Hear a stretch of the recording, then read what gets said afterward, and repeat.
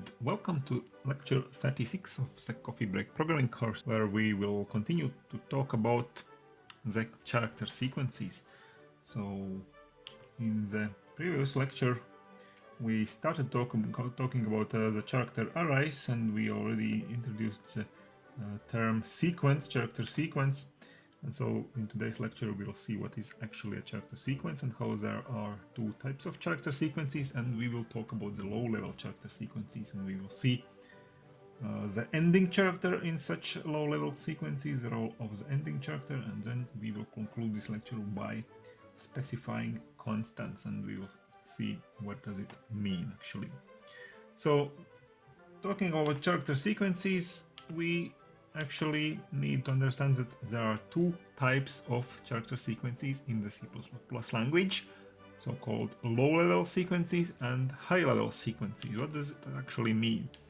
So low-level sequences, as we saw in the previous lecture, are represented as arrays of characters. So we just create an array of characters, and this is called a low-level character sequence. Low-level because we need to understand ourselves the memory management. We will see how important is the memory management in character sequences, especially in those low-level character sequences. We need to really understand how this structure is located in the memory, how we can work with it in the memory.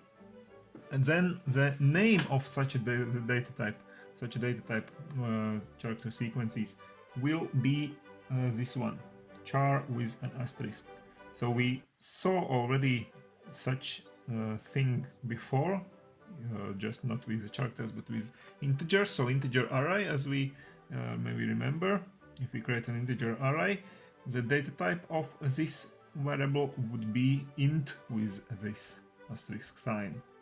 So this is the name of the data type, and we will use the name of the data type very much actually indeed in future. So there will be many places where exactly the name of the data type will have to be used. So we have to know the difference between the data type, for example here in this case int, just plain int, which is a number, just one number, and int with this asterisk sign. This is the name of the data type of an array of integers, an arbitrary array of integers. And this here in this case the same. If we just write char, it means one symbol, one character. If we write char with asterisk, this is a data type name of a character array. Regardless of whether this array is created statically or dynamically, this asterisk sign doesn't mean that it's created dynamically. It's just a data type name of an array of characters. So this is about the low-level character sequence.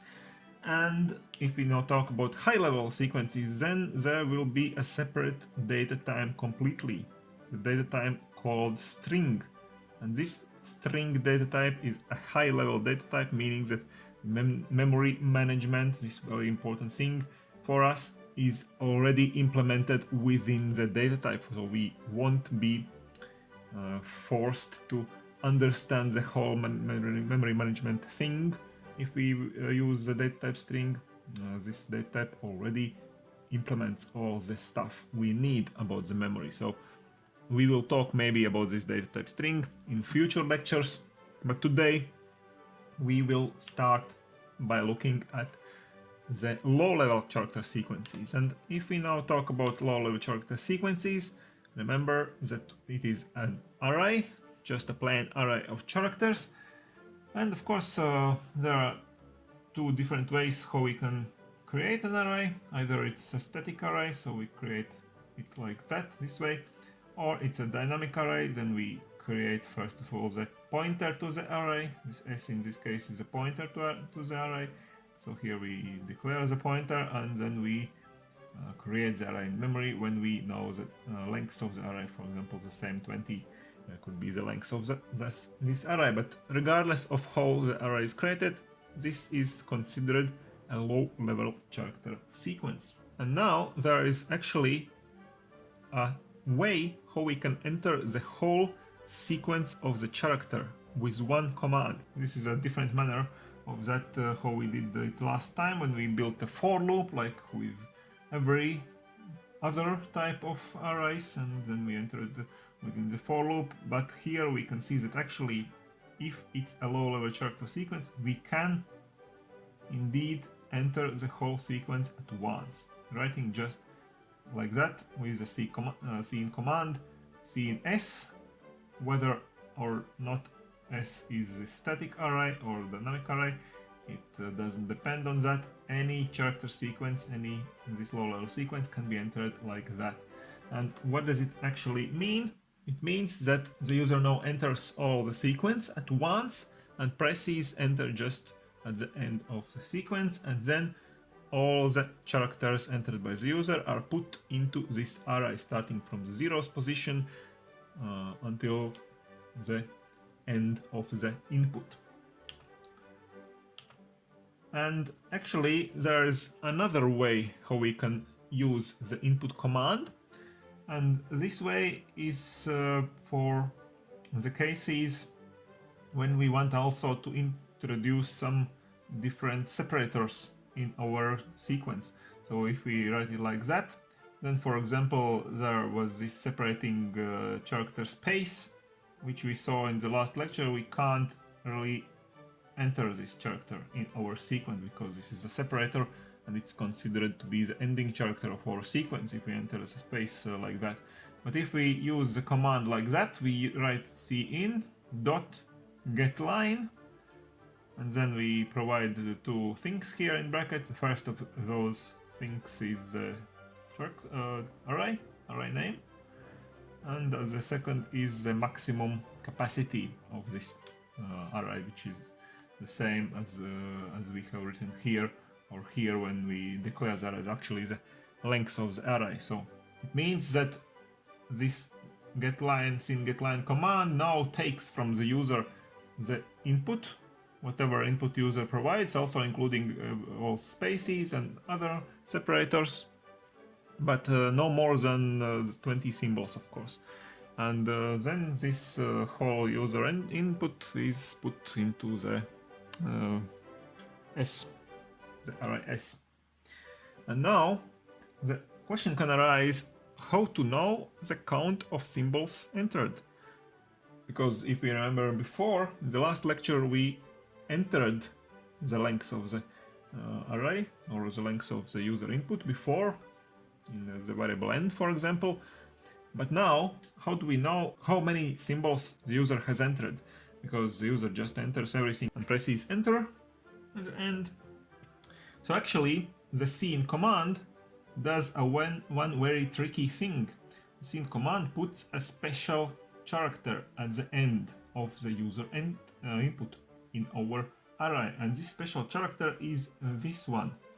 So if you remember, with such a writing \integer, we denote this particular element in our symbol table. So this is element number 0 in any symbol table, and in any symbol table the character number 0 is always the same. This is the special character that the cin command puts at the end of the elements entered by the user in this case. So for example, if user enters something like that in our sequence, then this is the memory structure. And as I said before, it's always very important to understand the memory structure. And if we had this array created here above with 20 characters, so this is how the array looks. There is character number 0, character number 1, 2, and so on until the last one, character number 19, our array of 20 characters. And this is how the array looks like after the cin command. So here we can see that the cin command has put all those user entered characters here one by one, all those characters of there. So the F character is the last one, here in the 8th position in this case. And then the cin command has put another character here, this ending character, special character. And afterwards in this array, what is located here, we don't know it. Some random characters can appear here, we don't know it, and we don't need to know it, because we actually need that our sequence, our interesting sequence, is only till this part here, or actually till this position, because here is where the actual input ends. So this is how it looks like in the memory. So the role of this ending character is multiple actually, so it allows us to perceive the sequence as one whole structure. And as we saw, it allows storing sequences of various lengths in one array. So we can create one array, for example, with this length 20, and user can enter also much shorter sequences. User can enter also, for example, sequence ABC, and it can be stored in this array. It can be stored, so we don't need to create separate arrays for separate lengths of the user input. So different sequences of different lengths can be stored in one array. This is what is allowed thanks to this ending character. Also, it allows processing the sequence, understanding where the sequence actually ends. So now, if user has entered something by this scene command like that, this is how we would like to build the for loop that goes through the whole sequence entered by the user. So we won't go through all those 20 elements, of course, because we don't know what is in those last elements, and we don't need to know it. We only go through the first part of the array, as long as this element number I of our array S is not equal to this special ending symbol. We only go through the array while this is true, while this is not ending symbol. So we only go through the really user entered part of the array. So this is a very, very common notation. This is a typical way how we will build the for loops and also other loops, how we will process the character sequences. We don't need to be interested in the rest of the array, only in the first part that is actually entered by the user. Okay.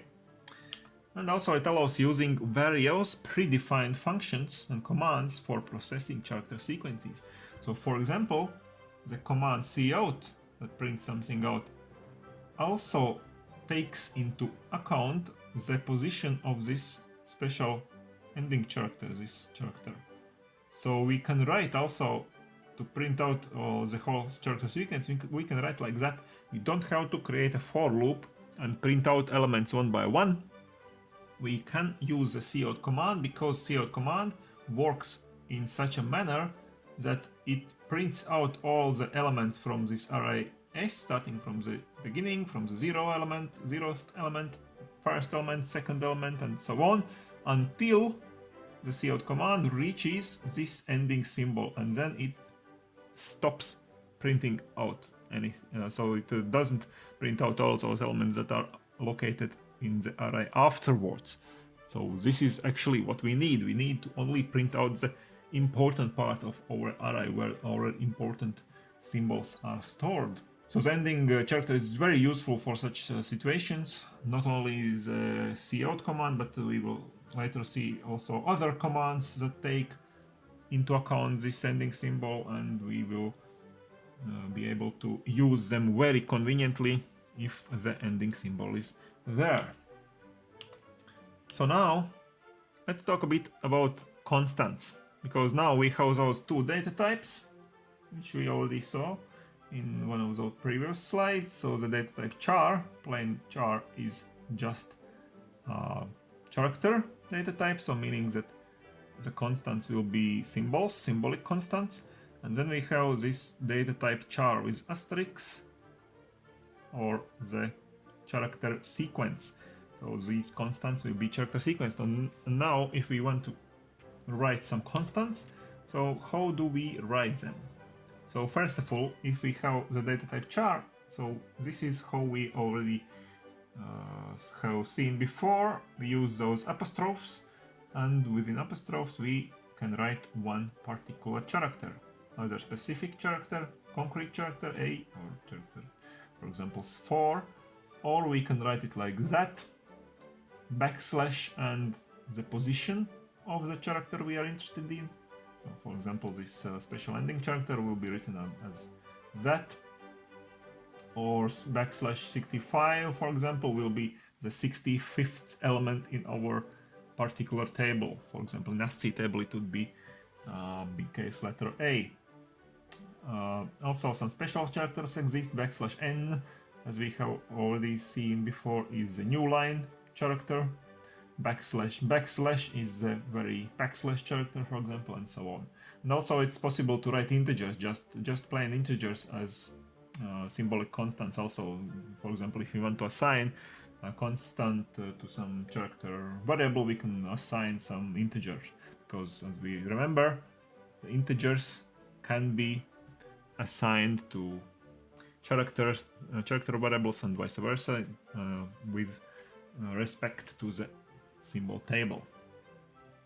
And from the other hand, if we know how a character sequence, the data type char with asterisk, so to specify constants we use not apostrophes, but we use normal quotes, double quotes instead of single quotes. So this, for example, is a character sequence. And what does it actually mean, a character sequence? It means that it includes in itself, as in the array, all those elements that are located here within those quotes, and also the ending character. Ending character, this special character is automatically added at the end. So for example, in this first case, it means that our array can be maybe quite large, for example 20 elements large or so, but here we know that in the zeroth position here is located the element A, the symbol A. In the first position is located the 0 element, this special ending symbol, and then maybe there are some other symbols, but at least those two symbols are definitely there. If we see some constant like that, it means that it contains at least those two symbols. So for example, here are at least 4 symbols: A, B, C, and ending symbol, and so on. So here you can see that also we can use those slash n and something like that within those brackets, and this is the whole content of the array. And also the ending symbol is added to the end, of course. And if we have a character sequence now, there is a special initialization allowed when we declare the array. So first of all, let's see the normal initialization that is available for any data type. So if we create some array, we remember from the very first lecture of the array that we can afterwards write this assignment operation, and in those brackets, curly brackets, we can specify, separating by commas, the elements of the array, the first elements. So here we can see that the first elements are A, B, C, and this ending element, meaning that we create the first fulfillment of the array. And the same thing now can be written also differently, in more convenient way. For example, maybe like that, if it is a char array, only for char arrays, this is allowed, of course, we can write it like that using the character sequence constant. We can say that we assign this constant to this array, and it is exactly the same as to write it like that. It means the same thing, that there are 4 elements defined now. So the very first 4 elements are A, B, C, and the ending character, which we don't have to write here because the constant already implies that there will be the ending character as well. But of course, this assignment operation can be only done when the array is declared in the very declaration command here. We cannot later, afterwards, the character sequence is declared, we cannot assign something else. For example, we cannot write like that. This is not working. This is just for declaration, initialization during the declaration. Okay, so let's see an example that combines everything we have just seen. So user enters a character sequence and we want to print out its length, meaning that how many characters user has actually entered. And this type of questions, of course, asks for the maximum allowance of the user input. In this case, let's assume, for example, that the user input won't be greater than, let's say, 100 characters. Or actually, if we create an array of 100, it means that the user input won't be greater than 99 characters, because we have to reserve one place of this array also for the ending character. So in total, 100 characters.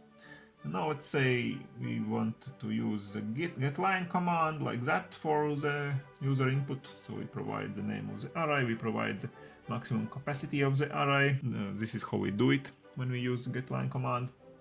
And now the scene command, when executed here in this line, the scene command automatically puts the ending character after the last character received from the user. And now what we have to do, we have to find where, in which position, this ending character is put by the scene command. And to find out this thing, we create here a loop, a while loop in this case, for example, and we just go through the whole array using the same question as I showed you before. So while this array's s element number I is not equal to the ending position, what we do, nothing special, we just increase I by 1. So we just go through the array starting from the 0th position, and then we see whether or not in the very beginning is already the end of the array, then increase I by 1 to 1. We see whether or not in the first position, then in the second and third and so on positions, whether or not there is this special ending symbol, and the while loop ends when we have encountered this ending symbol. And now we know that in the position number I is the ending symbol, because this is the only way the while loop can end. And now we know that in this position is the ending symbol. It means that before this place, this position, exactly I normal symbols entered by the user were located. Because the enumeration starts with 0, the positions start with 0 in the array, and it means that there have been I normal positions, normal elements. And so we print out I, which is the length of the array. And of course, this thing here can be written in different manners also. So this is one notation of this ending symbol. We can also write it just like that, just 0, because this is element number 0, and it means the same thing as to write like that. This is just a notation of the symbolic constant. And also, if you remember, we can also write just like that while si. So here we can see that this is actually a character, but we can also perceive this as an integer value. And we remember that if there is integer instead of bool data type, we can always write at the end not equal to 0 to get the equivalent logical expression. So, and now we get the same thing as before. So while s number I is not equal to 0. Okay, so that's it for today. We have seen very much actually. We have seen the thing about the character sequence. It's a new term actually, and we have seen that there are two types of character sequences: low-level character sequences, which we talked about in this lecture, and also a high-level character sequence. And then we saw the ending character and the role of the ending character in those low-level sequences. And then we saw also a thing about constants, character constants and character sequence constants, and we have to distinguish between them. Okay, so that's it for today. Please come back tomorrow for the homework of this lecture, and stay tuned to my channel, subscribe to it, and see you soon. Bye!